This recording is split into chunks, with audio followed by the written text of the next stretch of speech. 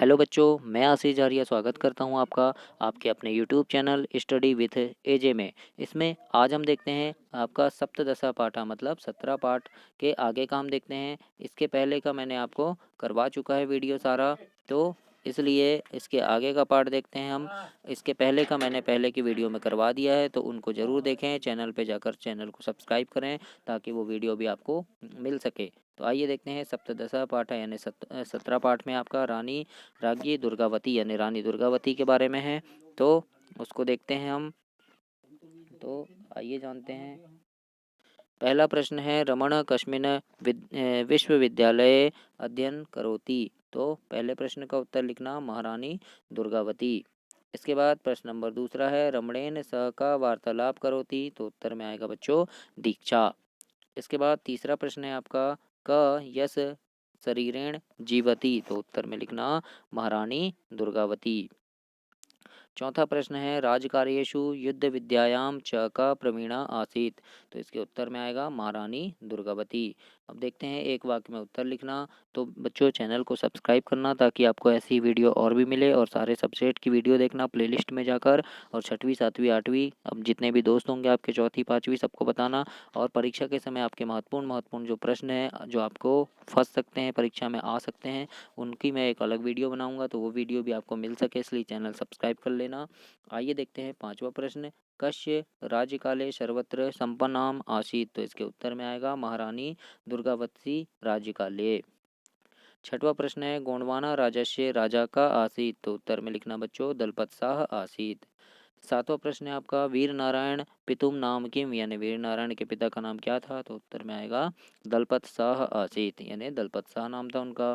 प्रश्न नंबर आठवां है, गोंडवाना राजस्य प्रजा का माता इव अपश्यन। तो उत्तर में आएगा महारानी दुर्गावती।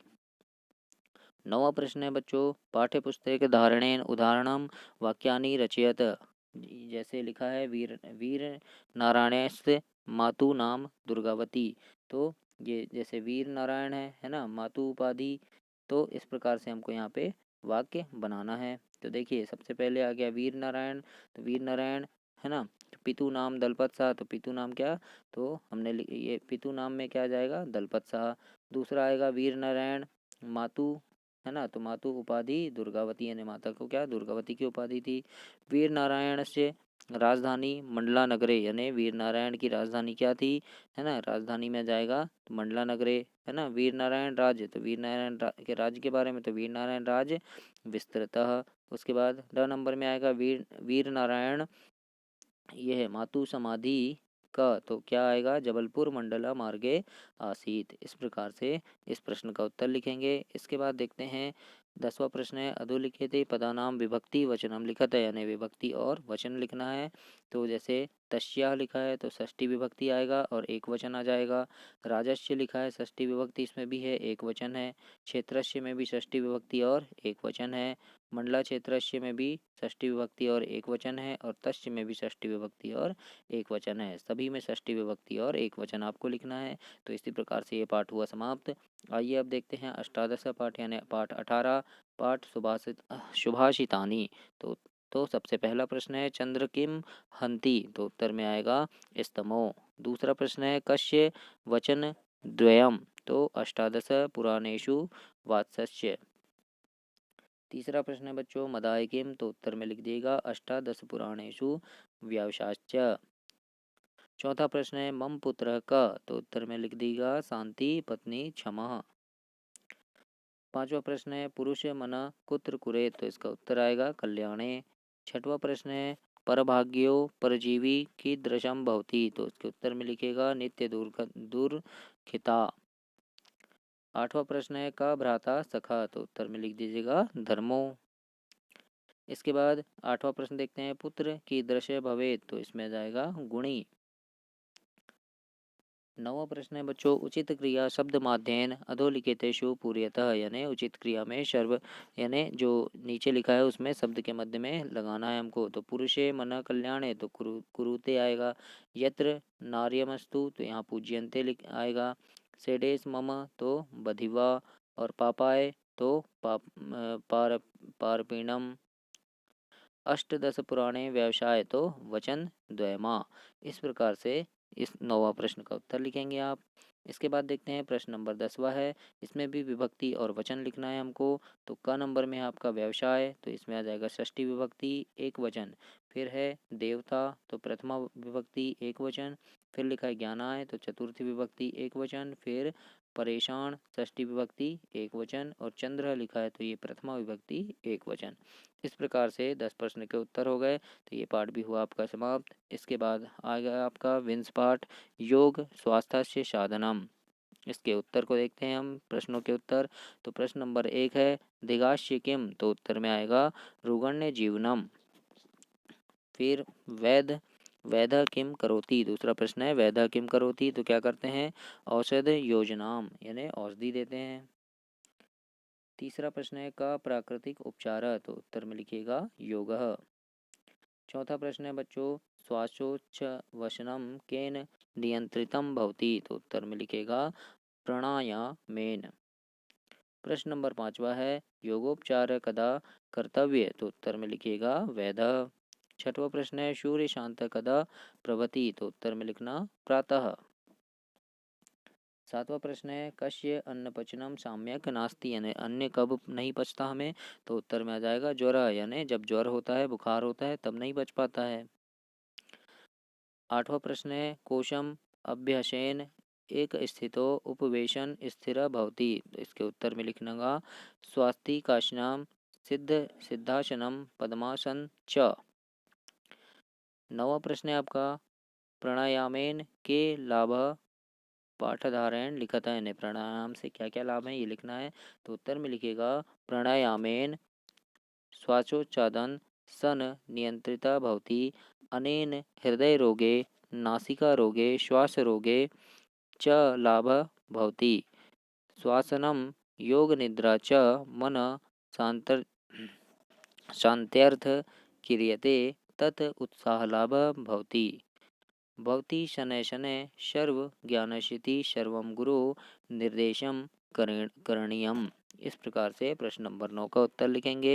इसके बाद अगला प्रश्न है आपका प्रश्न नंबर 10वां अधोलिखितेषु रूपाणाम प्रयुज्यम पंचवाक्यानि रचयते, यानी 5 वाक्य में रचना करना है। तो का नंबर में लिख दीजिएगा स चिकित्सा करिष्यति, यानी करिष्यति लिखा है तो इसमें एक वाक्य बना दीजिए, तो स चिकित्सा करिष्यति लिख दीजिए। फिर लिखा है इच्छामि, तो यहाँ पे लिख दीजिएगा योगोपचारम इच्छामि। फिर है लिखित्वा लिखिता, तो यहाँ लिखना योग शास्त्रे ग्रंथा लिखिता। फिर है उन्मूलयन्ति, तो उत्तर में लिख दीजिएगा रोगान न उन्मूलयन्ति। फिर लिखा है भवति, तो उत्तर में लिख दीजिएगा संस्कृत सप्ताहे भवति। इस प्रकार से प्रश्न नंबर 10 का उत्तर समाप्त हुआ आपका। इसके बाद ये पाठ भी समाप्त हुआ। इसके बाद देखते हैं हम पाठ नंबर 21 एकविंश पाठ सूक्तया। इसमें क्या है सूक्तया।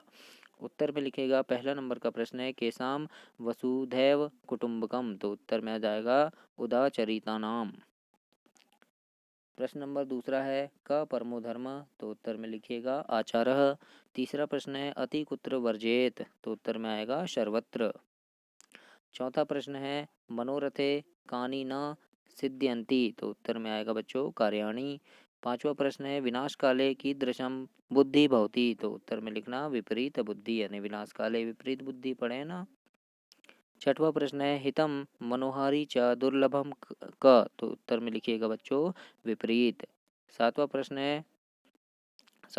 है आपका कार्याणीम कथम सिद्ध्यन्ति, तो उत्तर में आएगा कार्याणि उद्यमेन सिद्ध्यन्ति। आठवां प्रश्न है कूप खननम कदा न युक्तनम, तो उत्तर में लिख दीजिएगा बच्चों प्रदीप्ते वाहिनाम ग्रहे। इसके बाद नवा प्रश्न देखते हैं। नवा प्रश्न है आपका अधोलिखितेषु शब्दानाम समानार्थके द्वय द्वय शब्द लिखत है, यानी समानार्थी शब्द लिखना है। जैसे वसुधा लिखा है तो वसुधा का समानार्थी शब्द क्या आ जाएगा धरणी और धरा। फिर है उधम, तो उधम का लिख दीजिएगा कर्मठ और क्रियाशील।